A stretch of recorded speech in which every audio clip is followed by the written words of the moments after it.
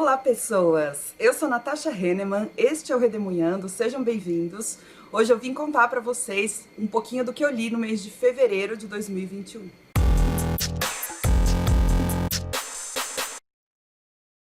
Esses que eu mostrei na abertura são só os livros físicos, eu li bastante em e-book também. Lembrando que em fevereiro eu participei da Maratona Literária Carnaval Nacional, que foi muito interessante. Então eu acabei priorizando a leitura de livros escritos por autoras e autores nacionais. Mas no começo do mês, que eu ainda não sabia se eu ia participar da maratona, eu finalizei um livro, um e-book que eu estava lendo, que é o Nada Ortodoxa, uma história de renúncia à religião, da Débora Feldman, pela editora Intrínseca, e a tradução é do Cássio de Arantes Leite. Este livro deu origem à minissérie da Netflix que eu assisti em 2020, eu adorei, chamada Nada Ortodoxa, ou Unorthodox em inglês, e trata-se de um relato autobiográfico da autora, e que perpassa a infância e a adolescência e o início da vida adulta dela. Ela foi por muito tempo judia ortodoxa, parte de uma comunidade judia ortodoxa em Nova York, nos Estados Unidos, e essa comunidade era da linha racídica Satmar, e ficava no bairro de Williamsburg. E eu só sei de tudo isso porque ela fala bastante sobre essa comunidade ao longo do livro. Ela conta sobre os diversos costumes, os hábitos da sua família, da sua comunidade. Ela fala muito sobre como ela se sentia tolhida ali. A educação formal para as mulheres não era algo comum, para além do ensino básico. Ela não podia ler livros que não fossem livros aprovados pela religião, ou pelo avô dela, que era muito religioso, ortodoxo mesmo.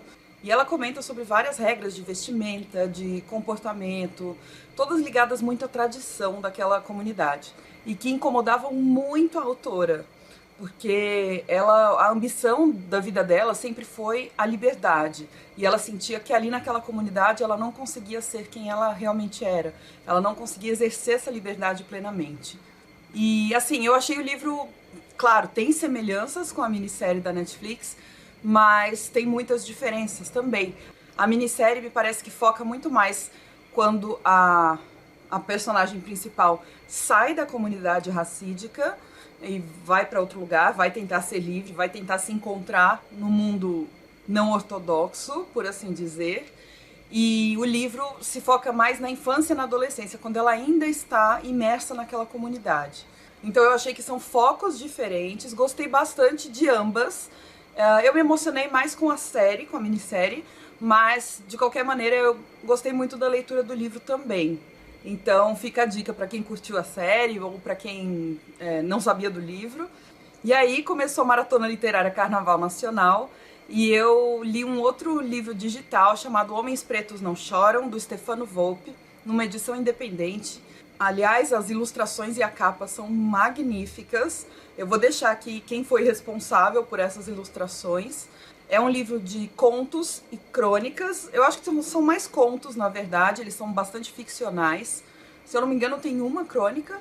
Aliás, o subtítulo do livro é Crônicas Quarentênicas sobre Masculinidade e Negritude. Mas esses contos não vão tratar da quarentena. Eles foram escritos durante a quarentena, num momento de reflexão do autor.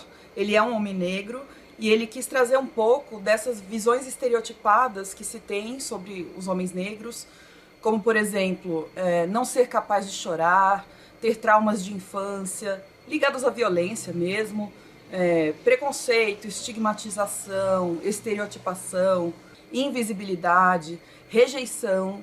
Ele trata bastante de sexualidades diferentes. Ele fala de homens gays e fala de homens heterossexuais também. Um outro ponto que me chamou a atenção foi tratar da reprodução de ciclos e de padrões. Então, por exemplo, um personagem faz alguma coisa, você vai perceber que o pai desse personagem já fazia. E a paternidade também é um tema bastante recorrente nesses contos. Uma outra coisa legal é que abrange várias faixas etárias. Os personagens, eles têm desde 70 anos de idade, sabendo que estão próximos da morte, até 13 anos de idade, na puberdade, nunca deu o primeiro beijo, e essa é a noia do personagem ali naquele momento do conto. Tem alguns adultos também, então eu gostei, eu achei um livro bem variado. A linguagem é fluida, direta, muito tranquilo de ler, então também recomendo. peguei para ler uma HQ, que fazia tempo que eu não lia, Modelo Vivo, da Laerte, pelo selo Barricada, da editora Boitempo. Eu fiquei com muita vontade de ler alguma coisa da Laerte, desde que saiu a notícia de que ela tinha ido para UTI por conta da Covid-19, e depois saiu a notícia de que ela voltou para casa saudável, então pelo menos fiquei mais aliviada. E eu tinha esse livro dela em casa. É um livro que mistura alguns esquetes, alguns rascunhos de corpos humanos, com alguns quadrinhos, algumas pequenas histórias, tirinhas, que ela já tinha publicado em revistas, jornais. Então eles reuniram tudo isso, olha que lindo, gente. Reuniram tudo isso na história em quadrinhos, nesse livro Modelo Vivo. Eu acho que muita gente acha nonsense tudo que a Laerte publica, ou pelo menos algumas coisas, algumas tirinhas, e realmente tem esse caráter nonsense. É um elemento que é recorrente mesmo na arte dela, mas ao mesmo tempo eu acho geniais as tirinhas, as críticas que ela faz, eu acho que traz muita reflexão, mesmo que a gente não entenda 100%, mesmo que a gente não saiba a intenção exatamente que ela teve ao desenhar aquilo. Eu acho que a interpretação faz muito parte dos quadrinhos da Laerte. E nossa, são muito valiosos, né? Olha só. A edição tá linda, os desenhos são sublimes. Eu acho que o que eu mais gostei, e é um estilo um pouquinho mais realista, é o Minotauro. Não sei se vai dar pra ver em detalhes aí, mas é um traço bem mais realista do que cartunístico, por assim dizer. E, gente, essa história é maravilhosa do Minotauro. Mas tem também as histórias mais cartunísticas dela, então eu adorei. Tem um outro livro da Laerte que também reúne histórias mais ou menos no mesmo modelo, só não tem esses desenhos de corpos humanos, de modelos vivos, mas que chama-se Histórias Repentinas. Inclusive, 2 histórias que estão aqui estão no Histórias Repentinas também. E é outro livro maravilhoso, fica a dica. E eu quero ostentar aqui o autógrafo que a Laerte me deu quando ela veio numa festa literária aqui na minha cidade, São José dos Campos. Olha a fotinho aí, eu com ela, tipo, vitória da minha vida ter tirado essa foto. E ela desenhou, olha isso, gente, na hora do autógrafo ela escreveu meu nome, Natasha, desenhou um modelo vivo, desenhou a gatinha e assinou Laerte. Então, ai, puro amor por essa mulher. Também li o Filosofias Africanas, acho que foi o primeiro que eu terminei na Maratona Literária de Carnaval. Inclusive, talvez já tenha saído o vlog de leituras da Maratona Literária de Carnaval, lá eu mostro um pouquinho esse livro. Filosofias Africanas, uma introdução, do Ney Lopes e do Luiz Antônio Simas, pela editora Civilização Brasileira. É um livro bem curtinho, super tranquilo de ler, pela diagramação, pelo tamanho da letra. E ele se propõe essa introdução. E realmente é super, super, super introdutório. Ele não se aprofunda em nenhuma questão. E até a primeira metade ele fala sobre o continente africano num geral. Ele fala sobre algumas semelhanças de pensamento que existem em todo aquele continente. E aqui eles vão focar no pensamento tradicional africano, não no contemporâneo. Eles não vão pegar pensadores individuais da África, como o outro livro que eu li para vocês, já fiz resenha aqui no canal, o livro A Razão Africana, do Muriatã Barbosa.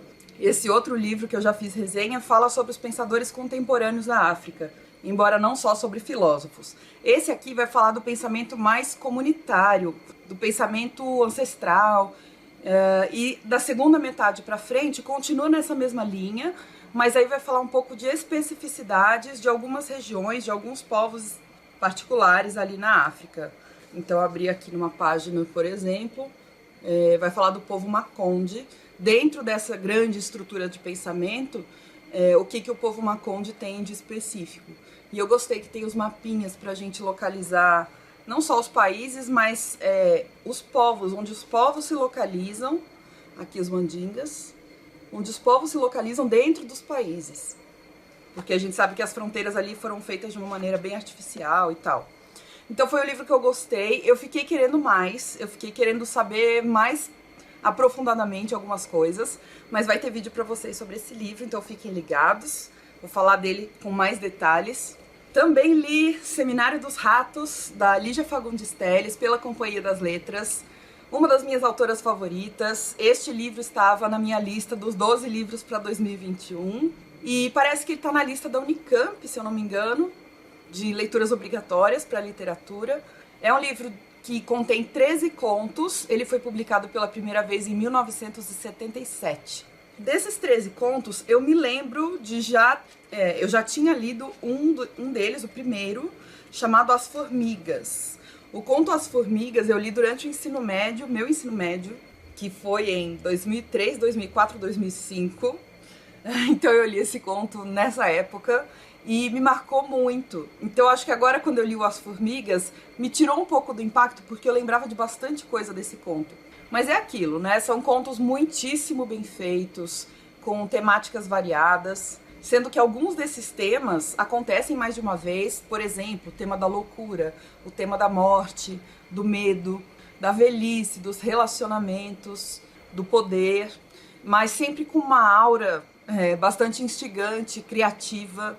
Acho que no pós-fácil, o José Castelo chama de imaginativo ao invés de criativo, e eu concordo. E eu amo o quanto a Lígia é uma pessoa observadora. Ela vai no detalhe para te mostrar o comportamento daquele personagem. Ela tem muita atenção, muito cuidado com as sutilezas que fazem toda a diferença, ao meu ver.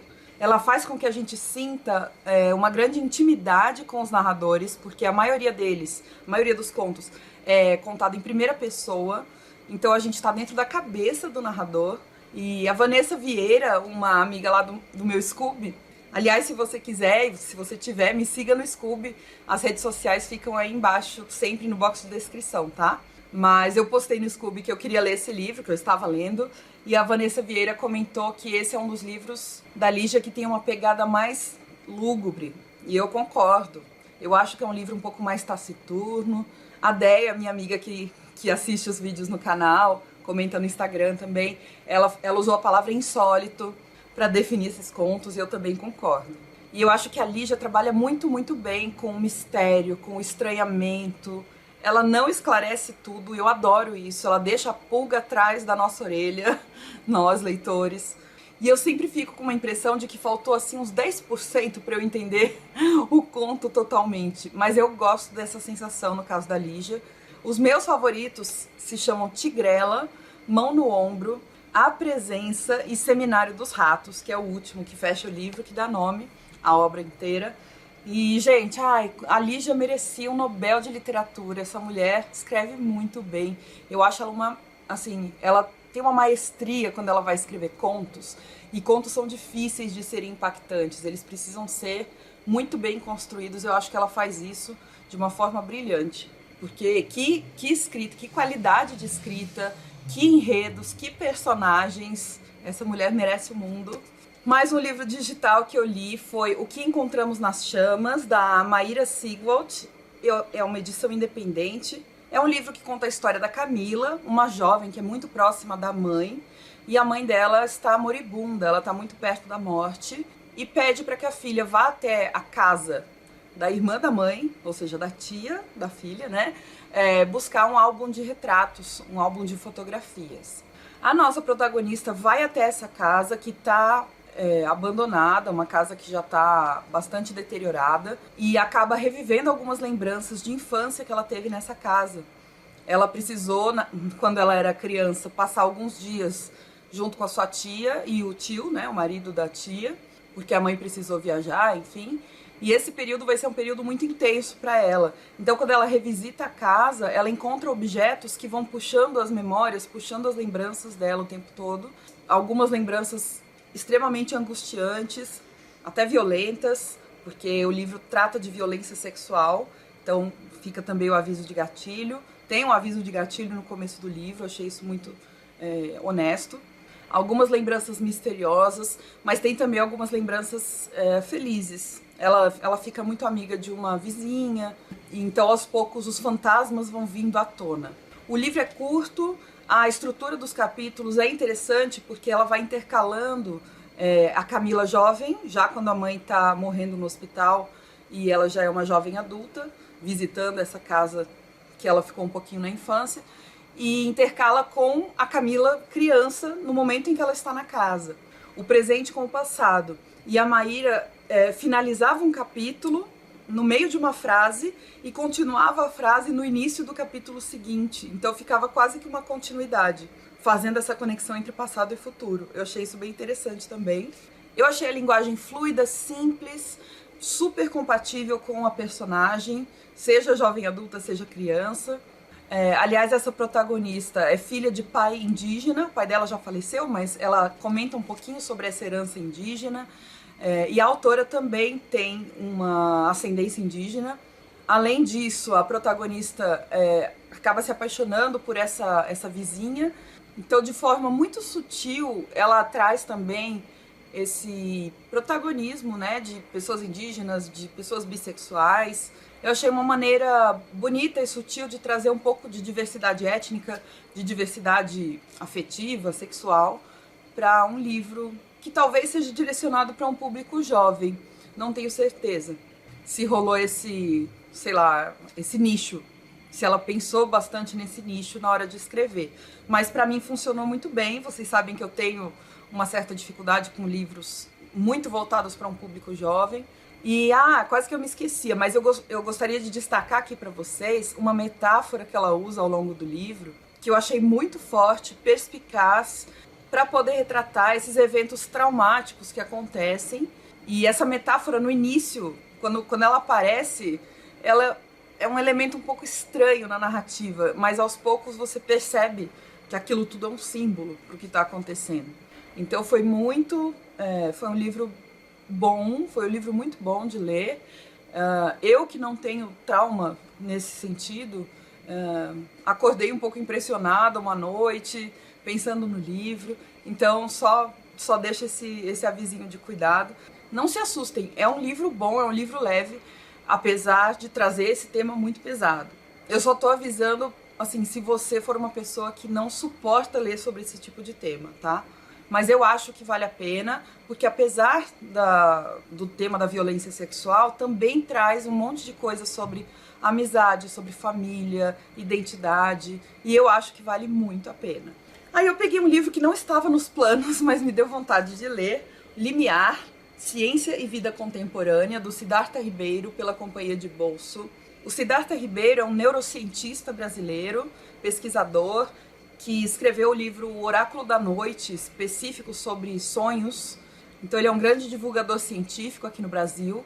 E esse livro aqui, da Companhia de Bolso, não é muito comprido, mas ele reúne 56 artigos, 56 textos do Siddhartha Ribeiro sobre temas variados. Então ele vai falar desde apresentar uma nova pesquisa sobre alguma descoberta relacionada ao cérebro, até o debate sobre guerra às drogas, acupuntura, influência da pobreza na educação. Vai falar sobre como é que funciona a experiência religiosa por um viés neurocientífico. Aliás, todos esses artigos ele fala por esse filtro da neurociência, tá? Tem artigos sobre Covid-19, é um livro muito recente, ele foi lançado em 2020. Então ele abre, inclusive, o livro com um texto bastante crítico em relação ao governo atual por conta dos cortes na pesquisa, dos ataques à universidade pública. Então eu achei interessante que ele não tem medo de se posicionar, ele não é um daqueles intelectuais que ficam em cima do muro, sabe? Tem uns textos aqui muito, muito curtinhos e para mim isso, eu queria que fossem mais longos, às vezes eu queria saber mais sobre o assunto e acabava o texto. Então essa já é uma crítica que eu tenho ao livro. Acho que tem alguns textos curtos demais pro meu gosto. Tem coisa aqui que dá pra você ler em menos de 5 minutos. E o livro tá dividido em 5 partes temáticas. A primeira é sobre ciência no geral e algumas descobertas recentes. A segunda parte é sobre drogas. A terceira é sobre educação. A quarta parte chama-se Deuses, Humanos, Vida e Morte. E a quinta e última parte sobre sono e sonhos, que é o tema pelo qual ele é mais conhecido, por escrever, por divulgar. Então, no geral, eu gostei. Eu senti um pouquinho de falta de aprofundamento, assim, em alguns textos. Mas eu acho que a proposta do livro mesmo era ser panorâmica. Eu nem sei se esses artigos foram publicados em jornais. Alguns eu sei que foram em revistas científicas, ou revistas de divulgação científica. Mas se for em jornal, faz sentido, porque aí você tem um espaço muito pequenininho para escrever, né? Então a maioria dos textos, olha só, tem a frente e acaba aqui no verso, aí depois começa outro texto. Então não dá tempo mesmo de desenvolver, não tem espaço para desenvolver muitos temas. Mas eu fiquei pensando que eu gostaria muito, muito, muito que houvesse alguém no Brasil, um filósofo, uma filósofa, que se dedicasse à divulgação científica, não, à divulgação filosófica, ou à divulgação histórica com essa pegada. Porque eu acho que ele trata as pesquisas com o rigor que elas demandam e, ao mesmo tempo, torna elas acessíveis para um público mais amplo. Então eu gostaria que tivesse alguém aqui no Brasil que se dedicasse a pegar as pesquisas mais interessantes que tem na área de história, de filosofia no mundo e conseguisse traduzir para o português, conseguisse tornar mais acessível ao público leigo e ao público especialista, para a gente poder pensar as questões, as discussões mais recentes nessas áreas de pesquisa. Então, na filosofia, seria legal a gente saber o que estão discutindo a respeito de tecnologias, bioética, inteligência artificial, que são temas muito atuais, além dos temas tradicionais, epistemologia, ética, política, sociedade, saúde, educação, ecologia. Eu acho que tudo isso seria muito rico. Então, eu acho que o que esse cara faz tem um valor muito grande. Mas eu ainda quero ler o livro dele dos sonhos. Acho que ali ele vai conseguir se aprofundar no assunto do qual ele é especialista mesmo. E por último, mas não menos importante, eu reli uma outra história em quadrinhos chamada Persépolis, da Marjane Satrapi, pela Companhia das Letras. A tradução é do Paulo Werneck. Eu sei que muita gente já leu essa HQ. Eu tinha lido já em 2014 e eu reli porque esse foi o livro do Piquenique Literário de fevereiro, que é o clube de leitura que acontece aqui na minha cidade, está acontecendo virtualmente. Se vocês quiserem participar, serão muito bem-vindos, é só entrar aqui no perfil deles no Instagram, @piquenique.literário. E assim, esse livro ele é muito, muito amado pelas pessoas, né? E eu tenho um grande problema com hype. Eu tenho um certo problema com os livros que são uma certa unanimidade elogiosa. Eu sempre vou com um pezinho atrás, desconfiada, procurando algum defeito ali.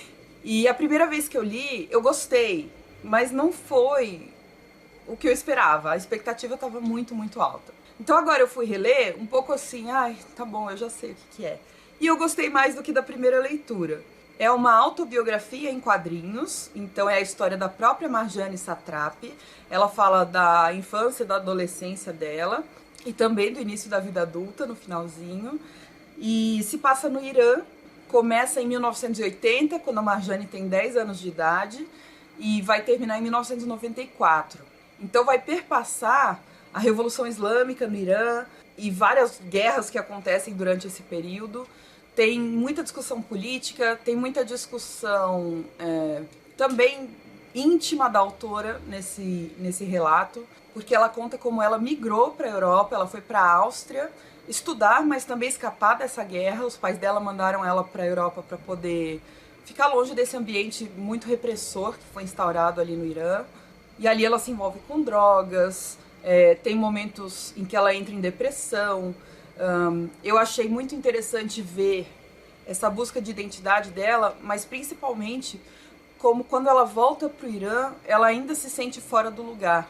Então na Áustria ela se sente fora do lugar, e quando ela volta para o Irã ela continua se sentindo fora do lugar, porque ela não é mais somente iraniana, ela é uma iraniana que fugiu no momento da guerra, que adquiriu alguns hábitos ocidentais, como eles chamam, né? Alguns hábitos europeus, costumes que não são bem vistos no Irã, e quando ela volta, ela já não encontra mais o seu lugar, ela não se encaixa direitinho.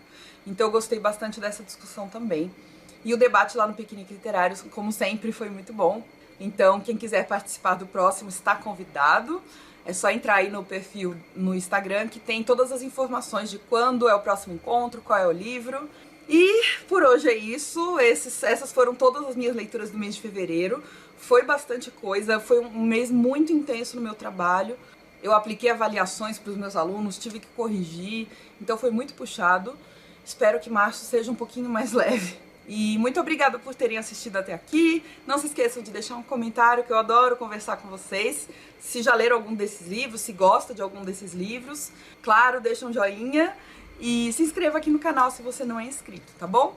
Lembrando também, se você quiser comprar algum livro que eu mencionei aqui, ou qualquer outro livro, ou qualquer produto pela Amazon, por favor, se lembre de usar o meu link que fica aí na descrição do vídeo, porque entrando por esse link, você não paga nada mais por isso e eu recebo uma pequena comissão pela venda.